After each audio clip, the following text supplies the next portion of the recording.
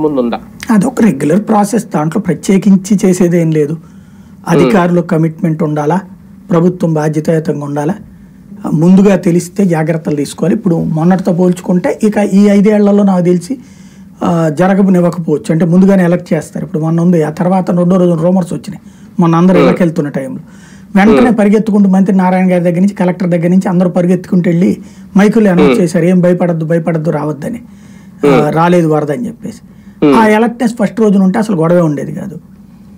కాబట్టి ఇక భవిష్యత్తులో ఇప్పుడు వరదల్ని మనం ఆపలేం, కాకపోతే ఊరి మీద పడనేయకుండా చూసుకోవడానికి తగిన చర్యలు అనేది ఇప్పుడు చెప్తున్నారు. కాబట్టి అది ఒక్క రోజులు అయిపోయేది కాదు. కాబట్టి అంటే నేను ఎందుకు అడిగానంటే సార్, నిన్న ఆయన అన్న దాంట్లో ఆపరేషన్ బుడమోరు స్టార్ట్ కాబోతోంది అనేది, అంతకుముందు నారాయణ గారు ఏమో మొత్తం ఆక్రమణలు ఇవన్నీ మాట్లాడారు, హైడ్రోలాంటి వ్యవస్థ తీసుకొస్తారు.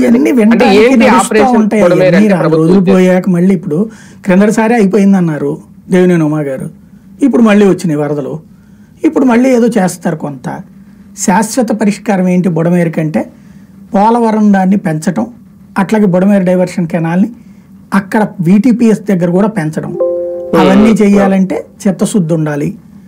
దాంతో పాటుగా ఇప్పుడు అక్కడ ఏంటి అడ్డం అంటే వాళ్ళు చెప్పిందే ఆ పవర్ ప్లాంట్, అది కాదంటే దానికి ఆల్టర్నేటివ్ ఏదో చెయ్యాలి. అదే సందర్భంలో యువతల పక్కకు వచ్చేటప్పటికి పోలవరం కాలంలో 35,000 క్యూసెక్కులకి తగ్గట్టుగా ఎక్స్పాండ్ చేయాలి. అదంతా డబ్బులతో కూడుకున్నటువంటి పని. ఇక్కడ సమస్య